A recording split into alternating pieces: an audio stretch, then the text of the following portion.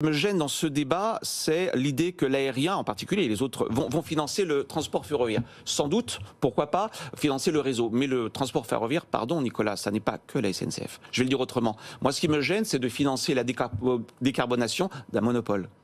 Jusqu'à preuve du contraire, la concurrence en France se fait quand même attendre dans le transport ferroviaire. Si vous regardez la grande vitesse, on a certes un entrant extrêmement timide, Trenitalia, on a Renfe qui vient d'arriver, mais enfin on n'a pas le scénario italien, on n'a pas le scénario espagnol, et quand vous regardez cette fois-ci le train régional, qui est quand même le train qui concerne monsieur tout le monde, c'est-à-dire vous allez au travail le matin, vous prenez un TER, oui. Eh bien on sait que la concurrence sur ce marché pour l'instant elle est quand même très timide, il y a eu une ligne qui a été remportée par un opérateur alternatif, j'ai nommé Transdev entre Marseille et Nice.